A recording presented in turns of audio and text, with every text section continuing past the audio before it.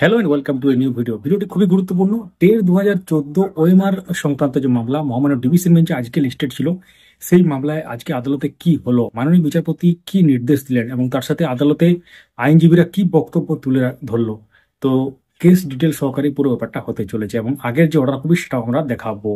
তো অবশ্যই সঙ্গে থাকুন, চ্যানেলটিকে সাবস্ক্রাইব করে। তো এর আগে আমরা লাইভ যে হিয়ারিং হয়েছিল সেটা শেয়ার করেছি চ্যানেলে, যারা দেখেননি এখনো পর্যন্ত অবশ্যই আমাদের চ্যানেলে গিয়ে দেখতে পারেন। এই ভিডিওটি লাইক করে রাখুন এবং সবার সাথে শেয়ারও করে দেবেন, যাতে পরবর্তী ভিডিওগুলো পেতে কোনো অসুবিধা না হয়। এবং যারা নতুন দেখছেন আমাদের চ্যানেলটিকে সাবস্ক্রাইব করে রাখুন এবং যারা ফেসবুক থেকে দেখছেন আমাদের এই পেজটিকে ফলো করে রাখুন। ডেসক্রিপশনে উল্লেখযোগ্য লিঙ্ক আছে সোশ্যাল মিডিয়ার, চেক আউট এবং জয়েন করে নেবেন। শুরু করা যাক। তো আজকে আদালতে মামলাটি উঠেছিল এবং সেক্ষেত্রে 8 নম্বর কোর্টে 44 নম্বর সিরিয়ালে মামলাটি ছিল। এর আগেও আমরা শেয়ার করেছি এবং আমরা একদম ট্র্যাক করছিলাম বা মামলাটা একদম আমরা খবর নিচ্ছিলাম অনলাইনে আর কি। অনলাইনে লাইভ যেখানে দেখা যায় যে কত নম্বর চলছে ডিসপ্লে বোর্ডে, সেখানে দেখছিলাম। হঠাৎ করে 39 নম্বর সিরিয়ালে যাওয়ার পর 20 নম্বর সিরিয়ালে চলে গিয়েছিল মাঝখানে, এবং তারপর সেটা আবার মোটামুটি 42, 43, তারপর 44 নম্বর কিন্তু এসে পৌঁছায়।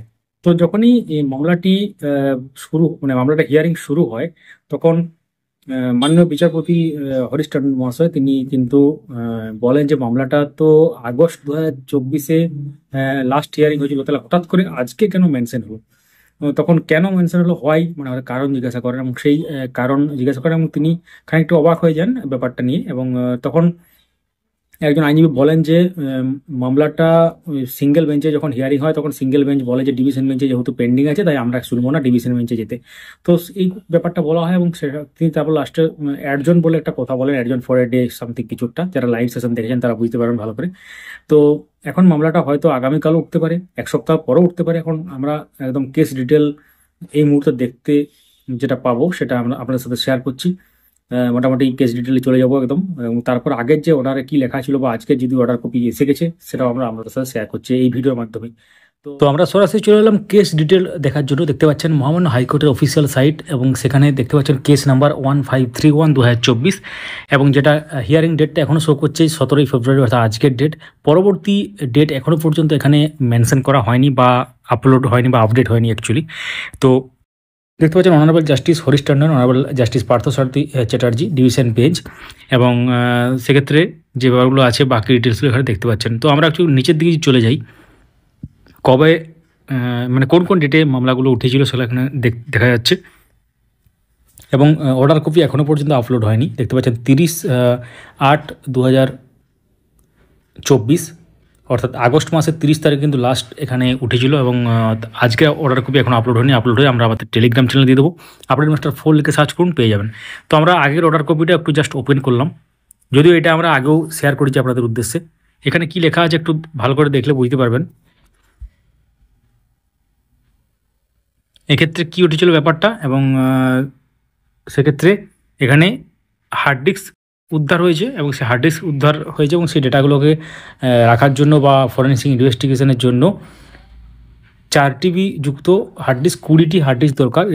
টোটাল 80 TBর মতো হার্ড ডিস্ক দরকার, মানে 80 TB স্পেস ফাঁকা দরকার আর কি, শূন্য দরকার। তো সেইগুলোকে এখানে সিবিআই কাজে লাগাবে এবং সেটা কিন্তু বলা হয়েছিল লাস্ট হিয়ারিংয়ে। তারপর মামলাটা কিন্তু আর কোনো শুনানি হয় না। তো আজকে অনারেবল জাস্টিস হঠাৎ করে অবাক হয়ে যান যে আজকে হঠাৎ করে মামলাটা মেনশন কেন হলো, এবং তিনি কিন্তু ব্যাপারটা বলেন। এবং তারপরেই যেটা একটু আগে বললাম যে আইনজীবী যেটা তারপর বললেন যে সিঙ্গেল বেঞ্চে বলছে ডিভিশন বেঞ্চে যেহেতু পেন্ডিং আছে, তো সেই জন্য ডিভিশন বেঞ্চে কোনো ফাইনাল জাজমেন্ট যদি চলে আসে, যেটা হয়তো উনি চেয়েছিলেন যে কিছুটা জাজমেন্ট হয়ে যাক, তাহলে ম্যাটারটা কিন্তু সেখানে কিন্তু আর বলা যাবে না যে ডিভিশন বেঞ্চে চলছে বলে। যাই হোক, এটা হতে পারে এবং সেক্ষেত্রে সেটা অ্যাডজন করা হয় আপাতত, এবং দেখা যাক কবে ডেট পড়ে এখানে। তো আমরা আপনাদের সাথে গুরুত্বপূর্ণ ব্যাপারগুলো নিয়ে আসবো যখনই খবরগুলো আসবে। তো সঙ্গে থাকুন এবং টেট 2014 ওএমআর সংক্রান্ত মামলা এবং আদার্স যে মামলাগুলো সেগুলো সবার আগে নির্ভুলভাবে জানার জন্য আমাদের সঙ্গে যুক্ত থাকুন চ্যানেলটিকে সাবস্ক্রাইব করে। যারা নতুন যুক্ত হলেন তাদেরকে ওয়েলকাম, এবং যারা অনেক দিন যুক্ত আছেন তাদেরকে থ্যাংক ইউ সো মাচ, এবং অবশ্যই ভিডিওটি চারিদিকে ছড়িয়ে দিন। তো এই ভিডিওর মাধ্যমে আপনারা পুরো ব্যাপারটা জানলেন। তো টেট 2014 ওএমআর মামলা, যেটা ডিভিশন বেঞ্চে যে কেসটা আছে। তো সঙ্গে থাকুন বিভিন্ন ধরনের আপডেটগুলো সবার আগে পাওয়ার জন্য। Thank you so much for watching.